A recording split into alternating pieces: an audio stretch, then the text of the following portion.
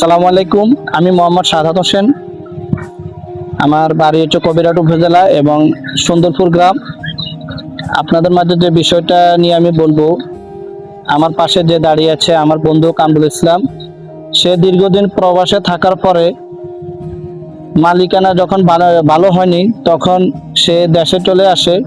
দেশে চলে আসার পরে ক্ষুদ্র একটা ঋণ নিয়ে একটা ছোটখাটো একটা সিএনজি কিনলো। কেনার পরে সে জীবিকা নির্বাহ করার জন্য কিছুদিন 5-6 মাস যেতে না যেতে তার সিএনজিটা চুরি হয়ে গেছে। আমাদের বাজার থেকে, হাজিরার বাজার থেকে চুরি হয়ে গেছে।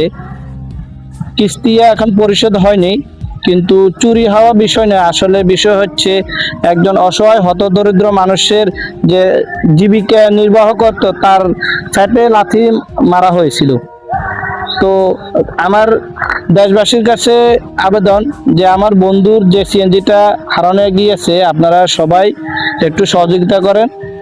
এই নাম্বারের সিএনজিটা আমার স্ক্রিনে দেওয়া থাকবে। আপনারা যদি এই নাম্বারের সিএনজিটা যদি কেউ দেখে থাকেন, তাহলে অবশ্যই আমাদের স্ক্রিনে দেওয়া যে নাম্বারটা আছে এই নাম্বারে অবশ্যই কল দিবেন। আর আমার বন্ধু এখানে দাঁড়িয়ে আছে, সে আপনাদের মাঝে কিছু কথা বলবো। আসসালামু আলাইকুম প্রিয় দেশবাসী। আমি একটা গাড়ি লইছি, সিএনজি গাড়ি, ব্যাংক লোন করে। তা আমি 2 লক্ষ টাকা ঋণ আছি। আমার গাড়িটা আমি রমজানে লইছি, 11 মাস চালাইছি আমার নতুন গাড়ি। এই গাড়িটা আমার গত রবিবার 9 তারিখ ভোর 4টা বাজে গাড়িটা চুরি হয়ে গেছে। লগে আরেকটা গাড়ি ছিল, ওই গাড়িটা 2230 গাড়ির নাম্বার ছিল। আর আমার গাড়িটা অনটেজ ছিল, পিছনে মাইদুয়া পরিবহন লেখা ছিল।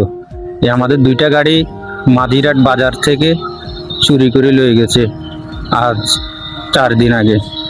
যে আমাদের গাড়িটার সন্ধান মিলিয়ে দিতে পারবো, আমরা উপযুক্তকে সম্মান করব।